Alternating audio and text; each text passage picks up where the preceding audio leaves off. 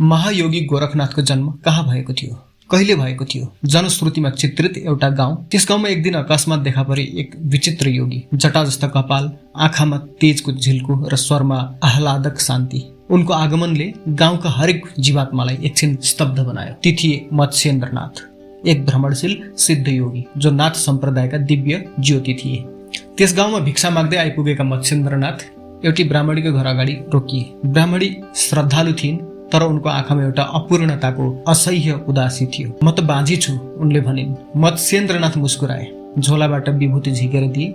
यसलाई ग्रहण गर, तिमी पुत्रवती हुनेछौ, मातृस्वरूप हुनेछौ। तर लोकलाजको डरले उनले विभूति गोबरको थुप्रोमा फ्याँकिदिन्। वर्षहरू बित्दै गए। साँचो शक्तिको बीज कहिले निष्फल हुँदैन। मत्स्येन्द्रनाथ फेरि फर्केर त्यही गाउँमा पुगे। तिनै ब्राह्मणीको घर अगाडि पुगेर सोधे, खोइ त छोरो, अब त 12 वर्षको भइसकेको हुनुपर्ने। भयभीत ब्राह्मणीले सबै कुरा बताइन्। मत्स्येन्द्रनाथले त्यही विभूति फ्याँकिएको ठाउँमा उभिएर ब्रह्माण्ड छोप्ने गरी ठुलो स्वरमा घोषणा गरे, अलख निरञ्जन। र त्यो गोबरको थुप्रोबाट एउटा तेजस्वी बालक उत्पन्न भयो। योगीका चरणमा नतमस्तक हुँदै जन्मेका ती बालक थिए गोरक्षनाथ, मत्स्येन्द्रनाथका मानसपुत्रका रूपमा। यसरी आरम्भ हुन्छ एउटा अनुपम जीवनको, जहाँ न त जन्म सामान्य छ न कर्म, अर्थात् जन्म र कर्म दुवै दिव्य छन्। गोरक्षनाथको जीवन त जन्मदेखि नै योग शक्तिको चमत्कारिक लीला हो।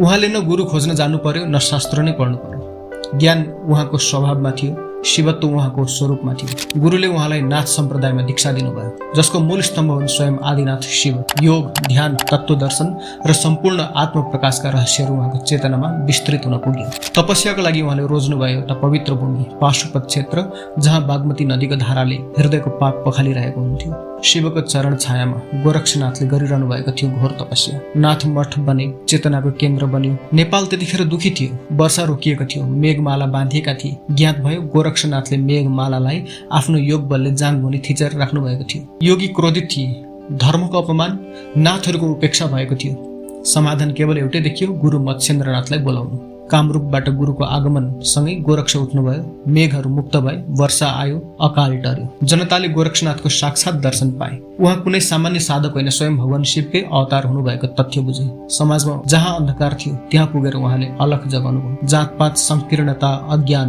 भय सबैलाई योगको ज्वालाले भस्म बनाउनु भयो। नेपाल एकीकरणका महानायक पृथ्वीनारायण शाहदेखि लिएर राजा भर्तृहरि, सन्त झुलेलाल, कबीर, गुरु नानक, रतननाथ सम्म उहाँका सान्निध्यले अनेकौलाई सिद्धि, दर्शन र मुक्ति दिलाएका कथाहरू व्याप्त छन्। उहाँको देह कहिले मृत भयो भन्ने प्रमाण छैन, समाधि छैन, केवल पीठहरू छन्, अनुयायीहरू छन् र छन् आज पनि दर्शन दिइरहनुहुन्छ भन्ने अविचल विश्वासहरू।